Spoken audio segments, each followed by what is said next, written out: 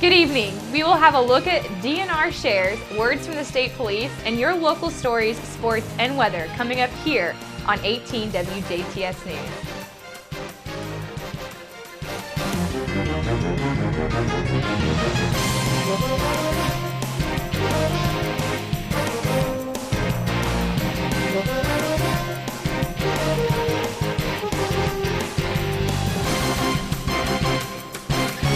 This is the 18 WJTS News. Good evening, I'm Charlotte Olson.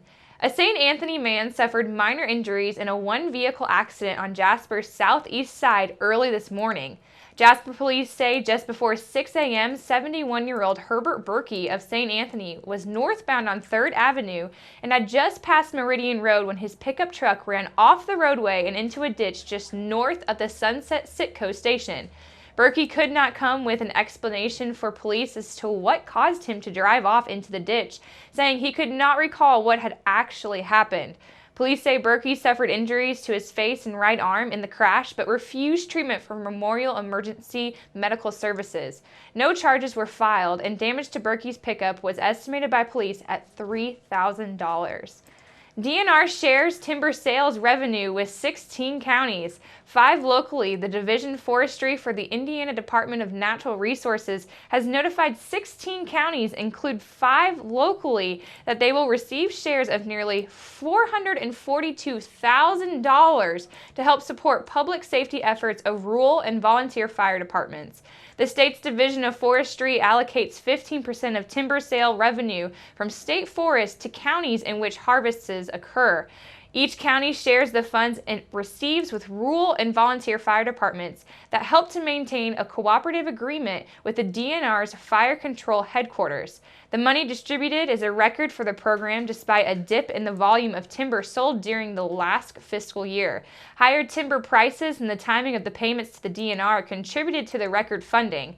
Now, although timber sale revenue helps fund several DNR divisions of forestry programs, DNR's forestry management focuses to improve and maintain health for long-term sustainability as required by the state law.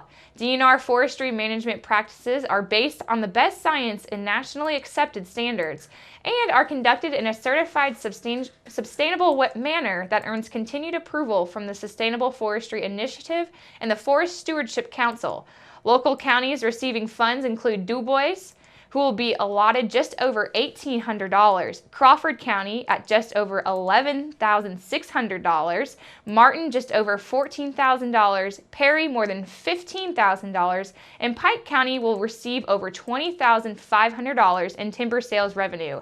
This year, 123 rural and volunteer fire departments will benefit. Fire departments are encouraged to use the funds to improve their wildland firefighting capabilities. Troopers from the Indiana State Police Post in Jasper say they will be conducting a sobriety checkpoint at an undisclosed location in Du Bois County this Friday, November 20th. State police say drivers passing through the checkpoint area should have their licenses and registrations ready to present to the troopers and will only be detained briefly while troopers determine whether further investigation is necessary of the vehicle. Of course, the purpose of the sobriety checkpoint is to remove those motorists from the highways who are alcohol and/or drug impaired and who pose a danger to all those who are also traveling on the roadways. Impaired drivers are responsible for billions of dollars in property damage, personal injury, and death annually. In order for motorists to not find themselves over the limit and under arrest, plan ahead and always designate a sober driver before consuming alcohol. Don't drive your vehicle if you've been drinking alcohol. Call a taxi or sober friend. Take care of your friends, and never let a friend drive while impaired. If you are hosting a party, always offer a non-alcoholic beverage, and make sure all of your guests leave with a sober driver, and never provide alcohol to anyone under the legal drinking age of 21. Motorists encountering another vehicle being operated erratically are encouraged to dial 911 or call the Jasper, Indiana State Police Post at 812-482-1441 or 800-742-7475. Be prepared to give a description of the vehicle, the location, and also the direction of travel that the vehicle is following. Indiana State Police say that the published public phone number of the law enforcement agency's Evansville post is being spoofed. A person notified the state police Monday morning that he had received a phone call from an 812-867 2079, and the person calling identified himself as a police officer. The caller further explained that the intended victim owed money to the Internal Revenue Service and that if he didn't pay, he would be arrested. Of course, this is a common scam, and the state police say that they are not calling residents about their unpaid taxes. As defined by TechTarget, caller ID spoofing is a service that allows a caller to masquerade as someone else by falsifying their number that appears on the recipient's caller ID display. Just as email spoofing can make it appear that a message came from an email address that the sender chooses, caller ID spoofing can make a call appear to come from any phone number that the caller wishes. State police say that the IRS will never call to demand immediate payment, nor will they call about taxes owed without first having mailed you a bill. Demand that you pay taxes without giving you the opportunity to question or appeal the amount owed. Require you to use a specific payment method for your taxes, such as a prepaid debit card. Ask for credit or debit card numbers over the phone. They will never threaten to bring in local police or other law enforcement groups to have you arrested for not paying. And they say if you get a phone call from someone claiming to be from the IRS and asking for your money, authorities urge you to call the IRS at 1-800-829-1040. And if you know you do not owe taxes or have no reason to believe that you do, report the incident to the Treasury Inspector General for Tax Administration at 1-800-366-4484.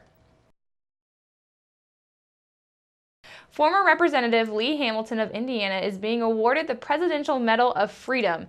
Hamilton is among 17 people who will be recognized by President Barack Obama at a November 24th ceremony. Hamilton spent 34 years in the Congress representing Southern Indiana before retiring in 1999. The 84-year-old Hamilton was the top Democrat on the panel that investigated the 9/11 terrorist attacks. He also was co-chairman of the Iraq Study Group, a bipartisan commission that assessed U.S. policy in Iraq. He has also been a leading advocate for bipartisan and effective governance. Hamilton was an early supporter of Obama when he announced that he was running for president. Hamilton now leads Indiana University's Center on Congress. A Republican state legislator is resigning his seat a year after winning a re-election campaign that cost nearly $500,000.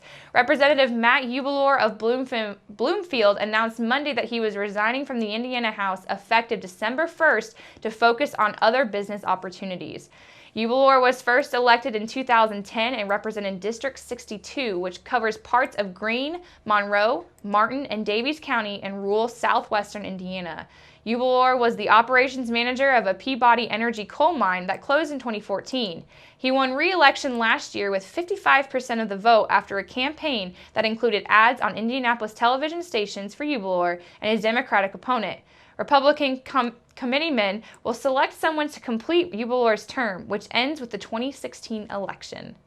Up next, we'll have a look at your weather.